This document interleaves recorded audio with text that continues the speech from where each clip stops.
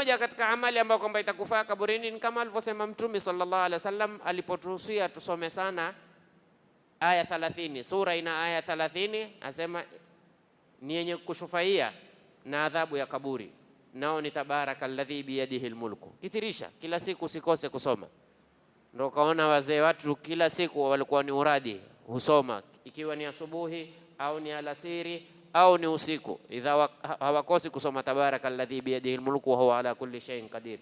Mmoja katika manufaa yake ni kwamba ikunufaisha na adhabu ya kaburi. Na Qur'ani kwa jumla, yushafiani يوم القيامة, itamshufaia kuanzia katika kaburi. Saumu na Qur'ani, saumu na Qur'ani zitakuja, sema huyu alikuwa halali kwa kunisoma mimi, alikuwa hali kwa ajili ya kunifunga mimi, kuondolea adhabu ya kaburi. Mwenyezi Mungu atuondolee adhabu ya kaburi. Wallahi kaburi jamanini, Mtume sallallahu alayhi wa alihi wasallam asema ma raaitu manzaran illa wal qabru afdha minhu, ikiwa kuna jambo la tisha, mimi sijaona kitu kinachotisha kama kaburi. Kaburi ndio kitu kinachotisha sana sana sana. Lakini ni nani aliangalia kaburi akaona kwamba hii sehemu, hii stage ni nzito, hii stage ni ngumu? Na wenyewe watuambia usiathirike na madhahiri tu.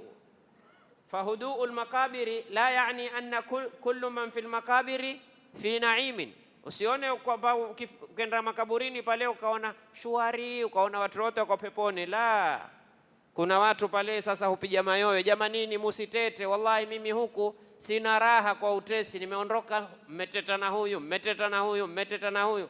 Yuwapiga kelele lakini hasikii, kama alivyosema Mtume sallallahu alaihi wasallam, lau mungesikia ninayoyasikia mimi kwa hawa wanaoadhibiwa kaburini, basi la sa'iqtum, mungepotelewa na fahamu. Lakini Mwenyezi Mungu amejalia hakuna, kila kitu husikia illa thakalani.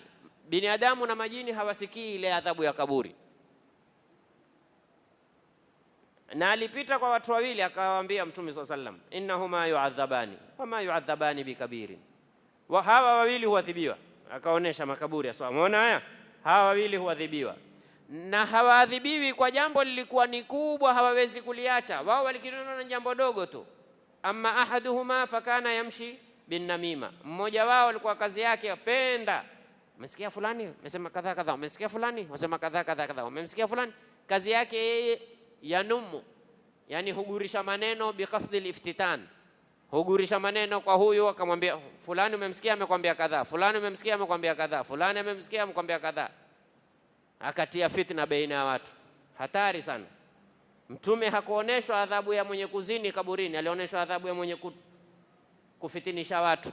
Wa pili, fakana la yastabra'u min albaul, ilikuwa akikojoa hahakikishi mikojo imemalizika, akikojoa umevuta zipo wewe endrao hendra, akaswali akaona ameswali, kumbe bado mikoyo tele. Kuwa makini, kuwa makini. Kimbia kufanya namima,